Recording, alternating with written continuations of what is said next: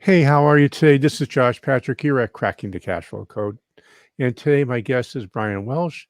Bryan is the CEO of mindful.org. He's also been the CEO of tons of other companies, and we'll find out a little bit more about that as we talk about this.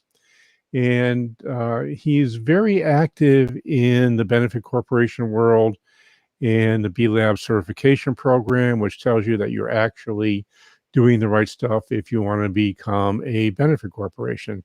But it's confusing, so we're going to talk to Bryan a bit about that. So instead of me yammering on, let's bring Bryan on. Hey, Bryan, how are you today? Very well, Josh. Thank you. Nice to be here. It's nice having you here. So this is my question. A benefit corporation, you just have to say, I'm doing good social stuff, and you can register your company as a benefit corporation. Is that correct? Well, really, you just need to put a note in your formation papers, your legal formation papers, saying that you have a social purpose. And then you can form your company as a benefit corporation, and that can have any tax formation. It doesn't affect the tax status. It's really just a statement that moderates the importance of fiduciary responsibility. So the easiest way to explain what being a benefit corporation does is it means that if you're the CEO and 2 or 3 different companies make bids to buy your company, you can theoretically take something other than the highest bid because social purpose is part of your formation intention. And so you could choose a company more likely to carry on that social purpose. I know in the ESOP world, many ESOPs have actually gone past becoming benefit corporations or registered through B Labs. Can you explain the difference between B Labs and benefit corporations? And then we might circle back on why an ESOP has to be a benefit corporation if they want to exist as an ESOP for a long time. Yeah, well,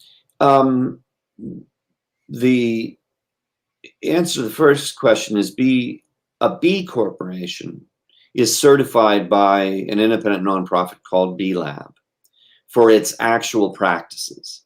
Is it being run in a socially and environmentally beneficial way? That's the test. And it's a pretty rigorous certification process. You're subjected to evaluations on several different fronts. It's quite a process, and I've certified 3 B corporations over the years, so I can testify to the rigorousness and the amount of work it takes to get through that process.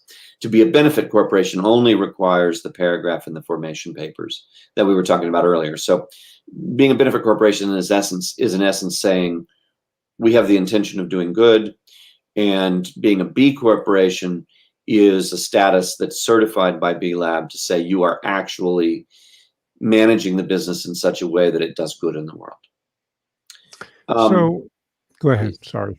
Well, I was going to go on to the question about ESOPs. Yes. About employee stock ownership programs and companies that are employee owned. The assumption, I think, in your question is that the employees may have priorities other than shareholder value, than pure shareholder financial value, that govern the business. And so in order to maintain employee control, some signal needs to be sent to other investors that they have this social purpose. And the benefit corporation designation sends that message and gives the employees and the employee managers more latitude when it comes to the fiduciary management of the business. Yeah, I became well aware of King Arthur Flour and their process going through the benefit corporation certification. And Steve Voigt, who was the CEO at the time, and I were having a conversation. And I said, okay, Steve, why are you doing this? He said, well, it's really pretty simple. We're starting to get some unsolicited offers. Yeah. And for us to say no to them, if we're a regular corporation, we really can't say no. But if we become a benefit corporation, we can, and we intend to do so because we have no interest in having an outsider, especially a private equity group, come in and buy us. So I have been finding that Vermont's a big benefit corporation state, which you're probably aware of. There's a bunch of Yes. them up here. Oh, yes. And every single one of them who's gone through the B Lab certification has had a good business purpose for doing so. Does that make sense to you? Well, yes. I mean, it begs the question, though, of course, Josh, is it a good business purpose to have a priority other than shareholder financial value? I think very much so. I think all businesses should be engaged in a social purpose. That's my peculiar perspective. But, when you talk about King Arthur Flour, their business purpose was to retain the control of the employee owners. Yes. Whether that's the highest business purpose is a subject for debate between those who believe that businesses should serve a social purpose and those who believe that businesses should be run strictly for the profit motive. Well, the truth is, I've yet to find a business that's run strictly for the profit motive. I've seen a lot of executives of publicly traded corporations use it as a really bad excuse for how they behave. But Yes. I can give you tons of examples of public corporations or, use public corporations who have made moves that are definitely not in the interest of the shareholders, but the interest of the employees or more specifically senior managers of the company. Oh, yeah. So anybody that tells me a business runs on strictly for profit, I'm sorry, but that's pure BS. You know? I agree with you strongly. And, it's just, there's not unanimous belief among business leadership around the world that social purpose is an augmentation to traditional business values. That's what I believe devoutly. Many of us do. I think more and more of us do, but it's not unanimous. Yeah, I think it's pretty much unanimous in the private business world if I actually sit down and talk to them. If I ask a business owner out of the blue, are you socially responsible, socially conscious? They'll often say, well, maybe, I don't know. It's not something I really think about a lot. But then I start going through the things that their business does, especially privately held businesses with, say, less than 200 employees. Yeah. These guys are active in their community. They care about their reputation in the community. They Sure. do stuff to foster the community. They do things for their employees that they don't have to do economically. They do it because they think it's the right thing to do. Yes. And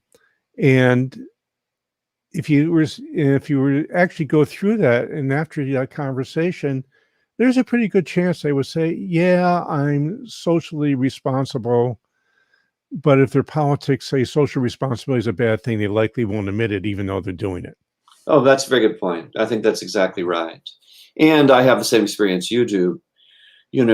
Virtually every business owner that I've ever met who really knew their employees and who managed their business in the community where they lived had a very strong social conscience. They understood the impact that their businesses had on the communities where they were located and on the employees, and they cared about it. And I agree with you, it's virtually every one of them. But how we articulate that is subject to the winds of public taste, I suppose. Yeah, so let's talk about some of the benefits of really publicly coming out and saying, we're a socially responsible business. In Vermont, we have an organization called Vermont Business for Social Responsibility, which I think is the largest trade association in the state. And, when you come out and you say that you're for social responsibility, it changes the nature of your business when you do it explicitly and not implicitly. So what might some of those changes be? I think from my perspective, one of the most wonderful and immediate benefits is that your colleagues all start coming to work with that sense of conscientiousness. And so, I've observed that you create a culture of conscientiousness. Businesses just run better. They're more efficient. People show up when they're supposed to, and they stay, and they're dedicated, and they don't steal It's so the public statement of the intention, I think, has tremendous value in developing the kind of culture that you want to have. And, the business is the most powerful organizer of human energy that we've ever discovered. It's far more powerful than religion, far more powerful than government. If you look at the number of people and the amount of energy they're putting into activities of all kinds, business dwarfs everything else. And so when businesses are developed to improve the human condition, they have the potential to having far greater impact than anything else we've ever done to improve the human condition. And I think that's the most substantial benefit of running businesses this way and stating it in public, which of course opens up the opportunity for other people to conduct business in that way. Yeah, I think, what I have found is that if your customer base is primarily Gen Z and millennials, and or your employees are primarily Gen Zs or millennials, having a social purpose for your business isn't important. It's crucial. Otherwise, you'll never attract them as either employees or customers. Yeah, I suppose that's true. I'm afraid there's a lot of false marketing out there about that, though. And can you expand on that a little bit? Well, one of the goals of B Lab and of the B Corporation certification is to set a real objective standard for what it means to be socially responsible. Because there are companies all over the corporate spectrum that are making claims of social responsibility. Huge petroleum companies, huge oil companies, every one of them has a multi-million-dollar marketing campaign built around its environmental and social responsibility. So as a result, if you're a small business person like me and you're out there competing in the general marketplace for people's attention, you derive some benefit from talking about your social responsibility, but you run the risk that your message is drowned out. Well, that comes with walking your talk. And then hopefully one gains, credibility by walking the talk. Exactly. Yeah, the thing that I'm referring to having a B Lab certification, not just be a benefit corporation. Right. By the way. Yeah. I think that I frankly am finding it disgusting that you can just say you're socially responsible and you become a benefit corporation. And all we've done is we've confused the world about who really does believe in social responsibility and takes the actions to back it up, and those who just say they do. Yeah, it's interesting, going back in history when the idea of benefit corporations and B corporations was first being hatched, being developed, incubated, if you will. The idea was that the benefit corporation designation was just a legal necessity. We needed to do something about the laws around fiduciary responsibility. A lot of people don't realize right now that a chief executive can be sued if they sell that company for anything less than the highest offer, in your example. Yes. If you're a benefit corporation, you have much better support for making a decision that has social purpose in it, even if that decision is to take the second highest offer. When benefit corporations were first conceived, the idea was this is a legal necessity for B corporations. What I think was unexpected is that very soon there were many orders of magnitude more benefit corporations than there were B corporations, for more or less for this purpose, in order to give management more power and to project an image of social and environmental responsibility to the world. And so I think this is kind of an unexpected outcome of that. The benefit corporation laws were only ever conceived of to ease the burden of fiduciary responsibility on management. And I think the popularity of using it as a marketing ploy has been a surprise to the people who invented it. Makes sense to me. So I would like to pivot for a few minutes if we can, because we only have about 7 or 8 minutes left. And you're the CEO of mindfulness.org. Can you talk a little bit about that group and what it does, and why would a blue collar business owner be interested in that at all? Well, it's mindful.org, and about half of our revenue stream is from corporate training, small and large companies, ranging from a few $1,000s a year to over $1 million a year in our biggest client. And what we do is bring the skills that our Mindful magazine and the mindful.org media website promote, which are skills of meditation, thoughtfulness, empathy. We bring those skills to our corporate training program specifically to prevent burnout, to improve working relationships, to give our colleagues in our client companies skills that, of self-actuated mental health, but it's grounded in, 2,000-year-old meditation practices that help people build the resiliency and the empathy that the contemporary workplace demands. And when it comes to, what is mindfulness, basically we teach people to sit still with their own thoughts, to learn where their thoughts come from, to get to know themselves, and to get to a place where they can exercise loving compassion toward themselves and other people. So how does that help a business? Well, I think I can safely say that nearly anyone listening to this podcast who runs a business is having their productivity undermined by divisiveness within the workplace, by tension within the workplace. And one of the things our training does is alleviates that tension. Plus, we've excellent research showing that turnover rates are decreased by over 30% in the first 6 months that our training is active in a company. And so if turnover is a concern for you. And then, early in the conversation, Josh, you referred to, direct immediate benefits of conscientiousness. There's something very special about providing your employees with training that improves their peace of mind, their sense of well-being immediately. And our training does that.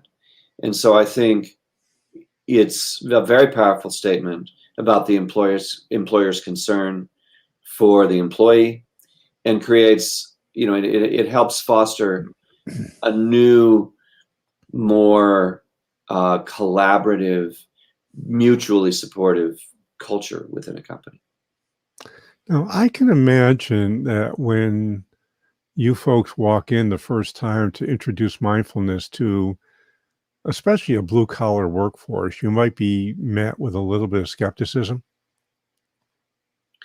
There's always some skepticism unless the person in a leadership position has a meditation practice.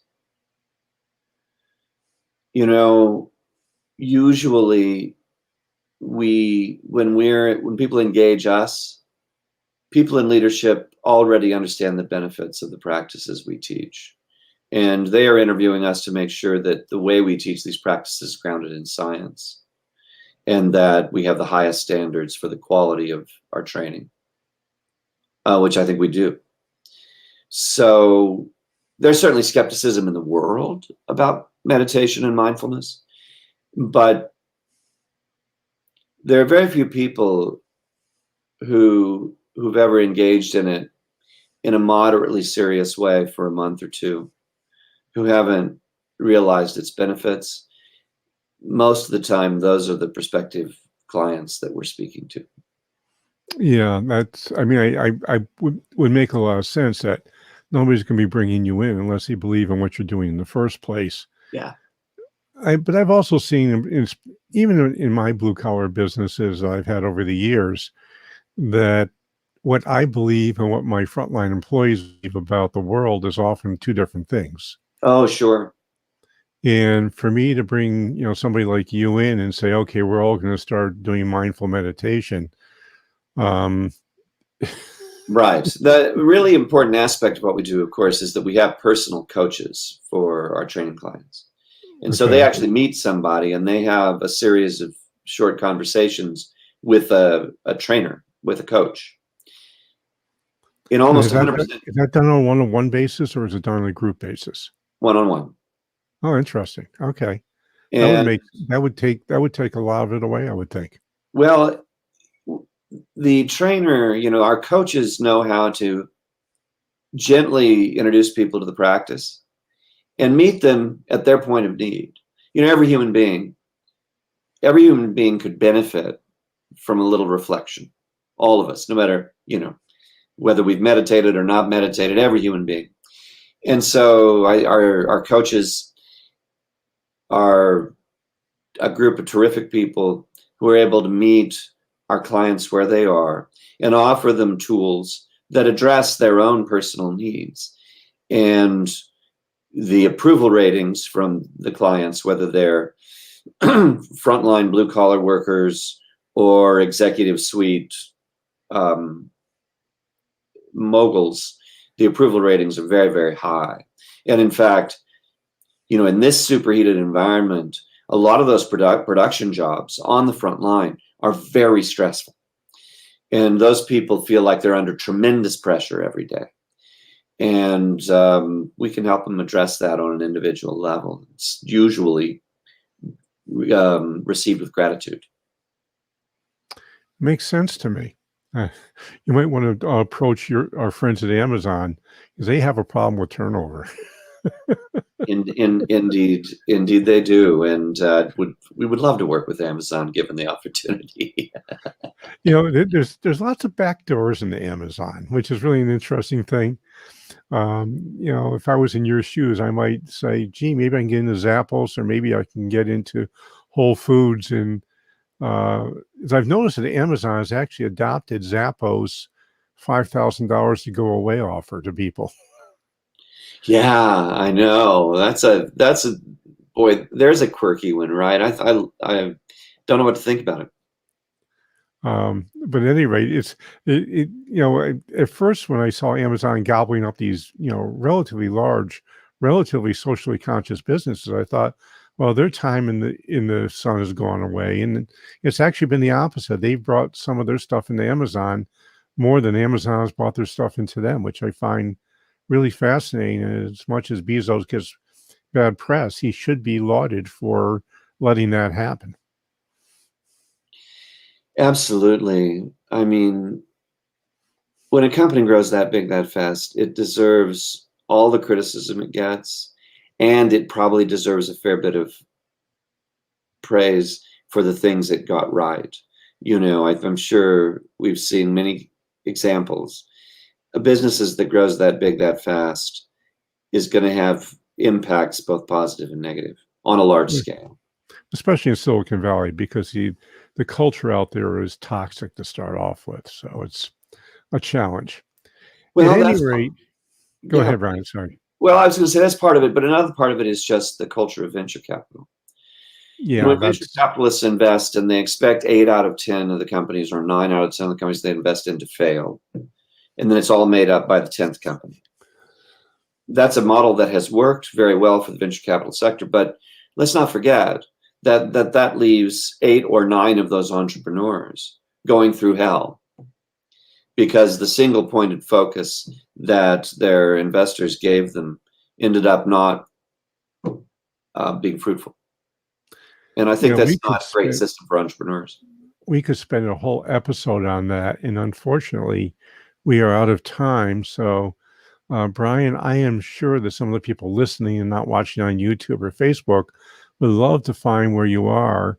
I'm going to highly recommend that our folks reach out to you who are listening, because I've been doing meditation for years and years and years. And I can tell you it's made a big difference in my life, and it will make a big difference in your life.